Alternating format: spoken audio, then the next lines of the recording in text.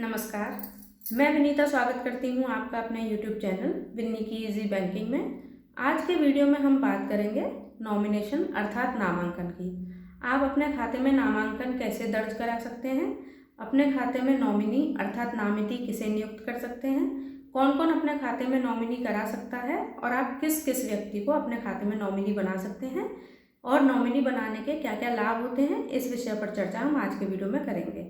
उससे पहले मैं आपको एक जानकारी देना चाहती हूँ कि यदि आप ऑनलाइन बैंकिंग अर्थात मोबाइल बैंकिंग, इंटरनेट बैंकिंग का इस्तेमाल नहीं करते हैं, फिर भी अपने फ़ोन में अपने बैंक का एम पासबुक ऐप ज़रूर डाउनलोड करें। उससे आपको अपने खाते की त्वरित जानकारी प्राप्त होती है। मान लीजिए किसी निकासी या जमा का आपके पास मैसेज नहीं आता है, फिर भी आप उसे अपने एम पासबुक ऐप की सहायता से देख सकते हैं और इससे आप कोई ट्रांजैक्शन नहीं कर सकते हैं। मतलब जिन लोगों को ऑनलाइन बैंकिंग इस्तेमाल करने में डर लगता है, वो भी इस ऐप के द्वारा अपने खाते की जानकारी रख सकते हैं, तुरंत पता कर सकते हैं कि खाते से क्या निकासी हुई है, क्या खाते में जमा हुआ है। इसलिए एम पासबुक ऐप का इस्तेमाल ज़रूर करें। अब आते हैं आज के वीडियो पर। देखिए, सबसे पहले हम लोग जानते हैं कि नॉमिनी होता क्या है।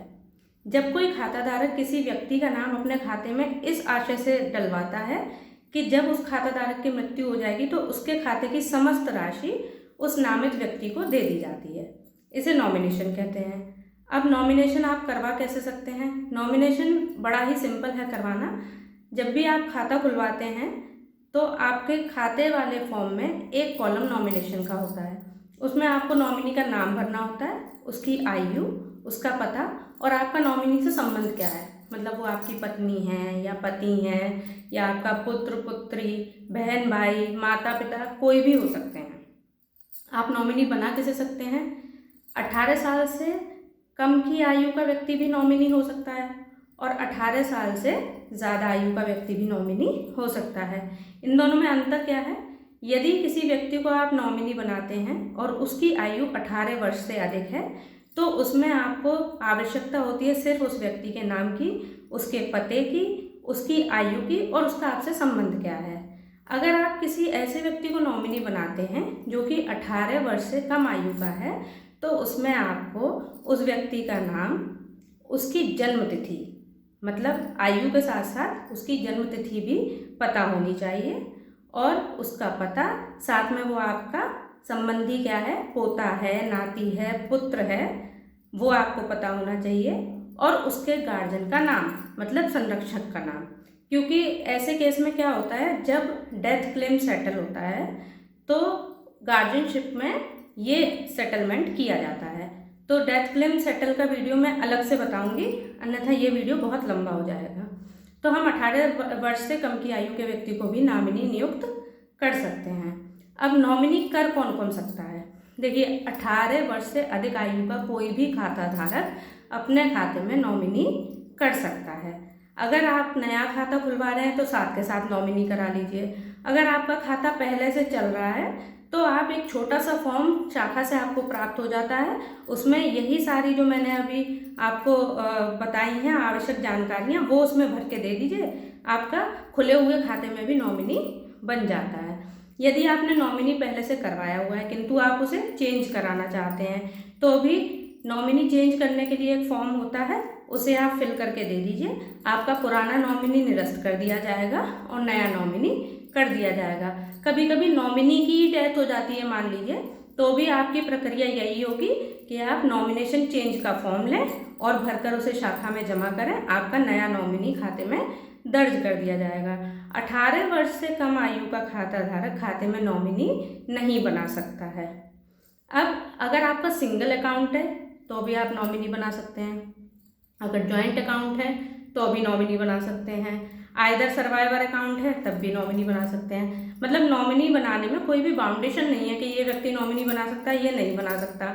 आप बचत खाते में भी नॉमिनी बना सकते हैं, आप चालू खाते में नॉमिनी बना सकते हैं, आप एफडी, आरडी, ओडी सब में नॉमिनी नियुक्त कर सकते हैं। लॉकर अकाउंट में नॉमिनी बना सकते हैं, पीपीएफ अकाउंट में नॉमिनी बना सकते हैं। अच्छा, इसमें खास बात क्या होती है कि नॉमिनी को शाखा में जाने की आवश्यकता नहीं है। कुछ लोगों को ये कन्फ्यूज़न होता है कि यदि हम इस व्यक्ति को नॉमिनी बनाएंगे तो इसको हमें अपने साथ शाखा में ले जाना पड़ेगा और इसके भी कहीं ना कहीं हस्ताक्षर होंगे। जी, ऐसा बिल्कुल नहीं है। आपको सिर्फ नॉमिनी का नाम पता होना चाहिए, उससे आपका क्या संबंध है, उसकी आयु और उसका पता, बस यही जानकारी आवश्यक होती हैं। और नॉमिनी को शाखा में लाने की कोई आवश्यकता नहीं है। नॉमिनी का हक सिर्फ खाताधारक की मृत्यु के पश्चात होता है। कभी कभी क्या होता है कि नॉमिनी शाखा में पासबुक लेके पहुंच जाते हैं और कहते हैं कि इसमें से मुझे पैसा निकालना है, मैं इसमें नॉमिनी हूँ। ऐसा बिल्कुल नहीं होता। नॉमिनी का अधिकार खाते की राशि पर सिर्फ तभी होता है जब खाताधारक की मृत्यु हो जाती है, और उसके लिए भी थोड़ी सी औपचारिकताएं पूरी की जाती हैं। उसके बाद वो राशि उसको डीडी के माध्यम से अथवा ट्रांसफर के माध्यम से दी जाती है। नॉमिनी कराने के लाभ क्या क्या होते हैं? देखिए, खाताधारक की तो मृत्यु हो जाती है तो उसे तो नॉमिनी कराने का क्या ही लाभ मिलेगा, किंतु लाभ उनको मिलता है जो खाताधारक की मृत्यु के पश्चात पीछे रह जाते हैं। मतलब मान लीजिए खाताधारक ने अपनी पत्नी को नॉमिनी बनाया हुआ है, तो नॉमिनी होने का लाभ पत्नी को मिलेगा।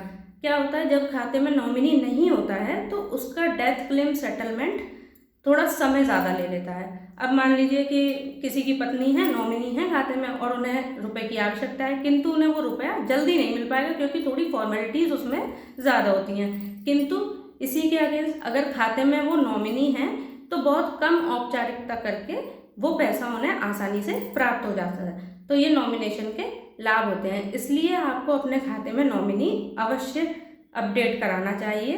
यदि नॉमिनी पहले से है और आप उसे चेंज करना चाहते हैं, वो भी बहुत आसानी से हो जाता है। और यदि नॉमिनी खाते में नहीं है, आपका पुराना खाता है या कोई भी कारणवश नॉमिनी नहीं हुआ है खाते में, तो आप अपने खाते में नॉमिनेशन अवश्य कराएं। धन्यवाद।